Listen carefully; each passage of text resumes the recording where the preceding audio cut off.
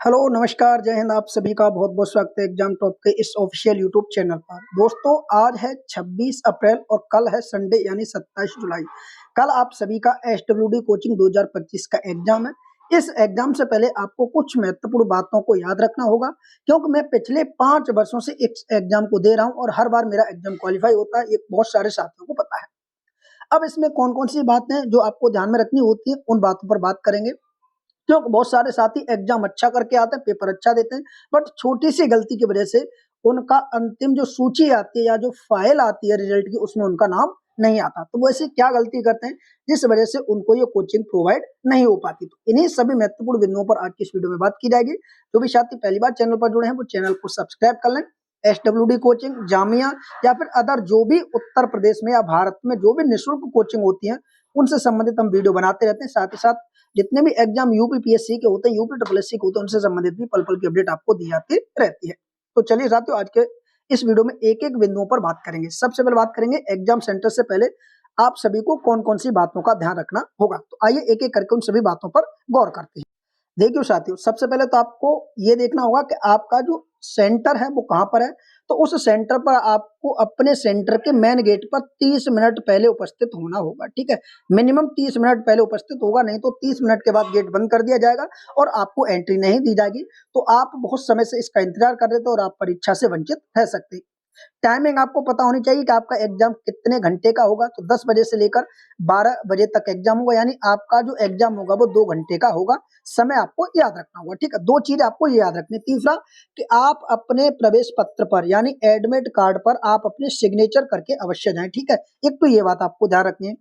चौथी बात है कि आपको अपना एडमिट कार्ड परीक्षा हॉल में उपस्थित लेकर होगा, यानी आपको अपना एडमिट कार्ड लेकर जाना होगा। ठीक, एक तो ये बात, क्योंकि ये छोटी छोटी बात होती है जो आपको एग्जाम सेंटर पर परेशानियां खड़ी कर देती है। तो इन बातों को आप अभी जान ले तो ज्यादा ठीक रहेगा।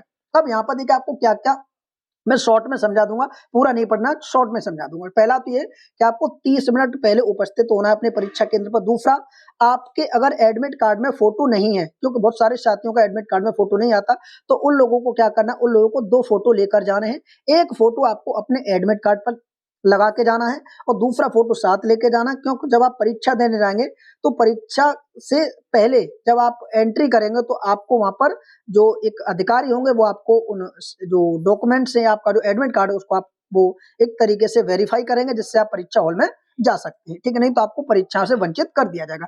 दूसरी चीज है, आपको कोई भी ऐसा गैजेट नहीं लेके जाना है जो आयोग के या फिर जो एक तरीके से परीक्षा में आपको बाहर निकालने में मदद करे। जैसे आपको कोई बुक नहीं लेके जानी, कैलकुलेटर, मोबाइल चार्ज, ये भी जो भी इलेक्ट्रॉनिक डिवाइस या यंत्र है वो आपको लेके नहीं जानी। ठीक है, तीसरी चीज, आपको केवल 2 पेनों का जो यूज करना है। एक तो आपको ब्लैक पेन का यूज करना और एक आपको ब्लू पेन का यूज करना। इन दोनों ही पेन का आप केवल ओएमआर में प्रयोग करेंगे। तीसरी चीज ये कि जब भी आप ओएमआर को फिल करें तो एक ही गोले, जैसे मान के चले आप 4 ये ओएमआर के जो गोले होते हैं उनमें केवल आप जो भी आपको सबसे बेस्ट ऑप्शन लगे आप उसको पूरे तरीके से अच्छे तरीके से आप उसको फिल कर देंगे। ऐसा नहीं इसमें भी क्लिक कर दिया, इसमें भी कर दिया, या फिर आप इसको ऐसे कर देते हैं, आपको पता चला कि ये गलत है तो आपने ऐसे टिक करके ये वाला भर दिया।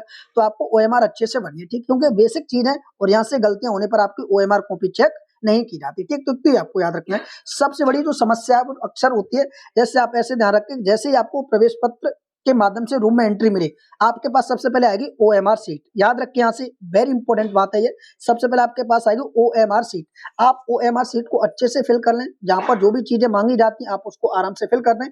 उसके बाद जब आपके पास पेपर आएगा, ठीक है, जब आपके पास पेपर आएगा, ठीक है, तो पेपर में जो चीजें दी जाती हैं, जो ओएमआर में फिल की जाती हैं, वो आप भर दें। और उसके बाद सबसे इंपॉर्टेंट चीज है कि ओएमआर में आपसे 2 चीजें फिल करवाता है। क्या क्या चीजें? एक आपसे पूछेगा कि आप कोचिंग कहाँ चाहते हैं। तो जो ओबीसी कैंडिडेट हैं, चाहे वो मेल हो चाहे फीमेल हो, और जो एससी कैंडिडेट है और जो एसटी कैंडिडेट है, इसके ऊपर मैं वीडियो बना चुका हूं कि कौन सा सेंटर आपको फिल करना है। जो सेंटर आपने फॉर्म फिल करते समय फिल किया ना, वही सेंटर आपको इस ओएमआर में ऑप्शन आएगा, वहां पर आपको फिल करना है। ये बहुत महत्वपूर्ण बात है कि जब आपके पास ओएमआर सीट आएगी, वहां पर आपसे 2 सेंटरों के नाम पूछे जाते हैं, फर्स्ट चॉइस और सेकंड चॉइस। तो वहां पर जो आपने आवेदन किया था या जो आपने जो ऑनलाइन एप्लीकेशन दिया था, ठीक है, जब आपने वहां पर जो चीजें फिल की थी वही सेंटर आपको यहाँ पर फिल करने, अन्यथा आपकी ओएमआर कॉपी चेक नहीं होगी। तो ये छोटी-छोटी गलतियों से आपको सावधानी बरतनी होगी, ठीक है? तो ये महत्वपूर्ण बातें याद रखनी। अब चलिए आगे हम और बढ़ते हैं। आगे देखिए क्या-क्या आपको याद रखना है, ठीक है? तो जो पहली हमारी महत्वपूर्ण बातें थी वो हमने आपको बता दी कि आपको क्या-क्या बरतना है, ठीक है? आगे बात करते हैं, मैंने 5 बार एग्ज़ाम क्वालीफाई, आप सभी को पता है कैसे किया है, इसके पीछे की रणनीति क्या है, ठीक है? और यहाँ देखिए आपको क्या करना चाहिए। अब देखिए आपके पास समय है 26 और कल एग्ज़ाम है आपका 27। मैं मानता हूँ कि आप ये वीडियो दिन के 12 बजे देख रहे होंगे 26 तारीख को। तो आपके तो एग्ज़ाम आपका कितने बजे चालू होगा? मैं मानता हूँ कि आपका एग्ज़ाम 9 बजे के बाद आपको कोई भी समय नहीं मिलेगा। तो अभी जो आपके पास मान के चलिए 10 से 12 घंटे का जो समय मिलेगा पढ़ने का, उसमें आपको अब क्या करना है जिससे कि एग्ज़ाम सेंटर में आपको पॉजिटिव फ़ील आए और आप अपने पेपर को आसानी से क्रैक कर सकें, ठीक है? तो ये चीज़ आपको ध्यान रखनी। अब देखिए अंतिम समय में आपको पढ़ना क्या है? देखिए जितना आपने पढ़ा वो आपने पढ़ा मान लीजिए। अब आपको क्या पढ़ना है? तो आप सभी को पता है कि एग्ज़ाम के टाइम पे सबसे जो बेस्ट बुक होती है वो होती है लूसेंट, ठीक है? आप क्या करें जब भी एग्ज़ाम सेंटर पर निकलें घर से, मान लीजिए कोई कितने किलोमीटर दूर से आता है, तो आप लूसेंट बुक को साथ लेकर आएँ या फिर आपका एग्ज़ाम सेंटर आपके घर से थोड़ी ही दूर है, तो आप बुक वगैरह नहीं लेके जाना चाहते तो मत लेके जाइए। बट अभी आपको क्या करना लूसेंट को तो उस बुक में लूसेंट वाली में जो इम्पोर्टेंट चीज़ें दी गई हैं, जैसे अगर हम बात करें सबसे पहले बात करते हैं हिस्ट्री की, ठीक है? क्योंकि लूसेंट बुक में सबसे पहले हिस्ट्री दिया गया है। तो हिस्ट्री में आपको क्या करना है एंशिएंट, मेडिवल और मॉडर्न तीनों ही हिस्ट्रियों के जो महत्वपूर्ण बिंदु हैं उनको आपको याद करके जाना है। जैसे अगर मॉडर्न हिस्ट्री की बात करें तो मॉडर्न हिस्ट्री में किस वायसराय ने क्या कार्य किया ये आपको अच्छे से याद रखना है, ठीक है? दूसरी चीज़ कौन सा युद्ध किस समय हुआ, कौन सी संधि किस समय हुई और महत्वपूर्ण जो व्यक्ति जैसे सुभाष चंद्र बोस हुआ, महात्मा गांधी हुए, पंडित जवाहरलाल नेहरू हुए, इनसे संबंधित महत्वपूर्ण बिंदुओं को आपको देख के जाना। उसके बाद कांग्रेस के अधिवेशन देखने हैं, ठीक है? जितने भी आयोग गठित हुए उनको आपको देख के जाना है।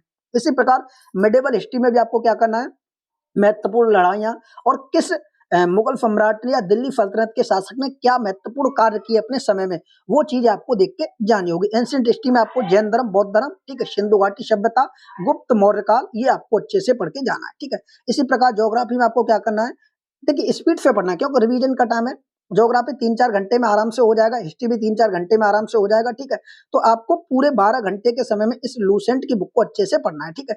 ज़्यादा नहीं पढ़ना, 3-4 विषय को अच्छे से पढ़ना, हिस्ट्री, ज्योग्राफी, पॉलिटी और उसके बाद साइंस को देख लेना, ठीक है। उसके बाद ये 4 विषय केवल अगर आपने मजबूत कर लिए तो आपका आराम से निकल जाएगा। बात करेंगे एक महत्वपूर्ण विषय जिसका नाम है सीए, करंट अफेयर, ठीक है। करंट अफेयर के लिए आपको क्या करना है, जो भी अभी तक आपने पढ़ा उसी का रिवीजन करते रहिए। जिनके पास घटना सार बुक है तो आप उससे अच्छे तरीके से कवर कर लें क्योंकि पिछले 6 महीने का ही करंट अफेयर एसडब्ल्यूडी के एग्जाम में ज्यादातर पूछा जाता है, 6 से 8 महीने का। तो आप उस बुक को अच्छे से कर लीजिए, नहीं तो किसी भी चैनल पर यूट्यूब पर क्या करें आप 6-7 घंटे की मैराथन क्लास को लगातार देख डालिए, ठीक है, 2 के स्पीड में, जिससे कि आपके दिमाग में रिवीजन हो जाए। तो ये बातें आपको ध्यान रखनी है, ठीक है, क्योंकि समय कम है। अब इसमें आप सभी को पता है कि हिंदी के भी कुछ क्वेश्चन आते हैं, तो हिंदी के लिए आपको क्या है इतनी तो बेसिक समझ होगी कि हिंदी के क्वेश्चन आप आराम से कर ले जाएंगे। हिंदी के लिए आपको अलग से कोई तैयारी नहीं करनी।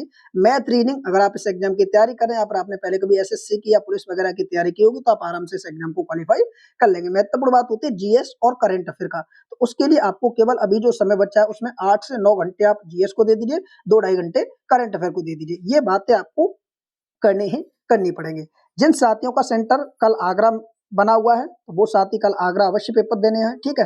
हम लोग भी आगरा पर आपको उपस्थित होंगे, आगरा कॉलेज आगरा के गेट पर। तो जो भी साथी मिलना चाहते हैं कल वहां पर आके मिल सकते हैं। अगर एडमिट कार्ड से संबंधित बहुत सारे साथियों की समस्या आ रही है, ठीक है, एक समस्या ये भी है कि एडमिट एडमिट कार्ड से संबंधित समस्या आ रही है कि बहुत सारे साथियों के एडमिट कार्ड नहीं निकले हैं, तो उनके लिए मैं टेलीग्राम पर एक नंबर शेयर कर दूंगा, आप उस नंबर पर संपर्क कर सकते हैं। आपका अगर सही फॉर्म आपका फिल हुआ होगा तो आपका एडमिट कार्ड में निकल आएगा। बहुत सारे साथियों ने क्या किया कि जब एप्लीकेशन जब आवेदन किया था तो उस समय उन्होंने फाइनल लॉक करना भूल गए थे, फाइनल सबमिट करना भूल गए थे। इस वजह से उन लोगों का एडमिट कार्ड नहीं आया है, उनका जो फॉर्म था वो अधूरा ही फिल हुआ है, इस वजह से भी एडमिट कार्ड नहीं आए हैं। अगर आप में से किसी भी साथी का एसडब्ल्यूडी कोचिंग 2025 से संबंधित कोई भी क्वेश्चन है किसी भी प्रकार का तो कमेंट अवश्य कीजिए। आप सभी के कमेंटों का रिप्लाई अवश्य दिया जाएगा क्योंकि एग्जाम कल है और कल से पहले अगर आपका कोई भी सीरियस क्वेश्चन है तो आप मेरे से पूछ सकते हैं कमेंट बॉक्स के माध्यम से।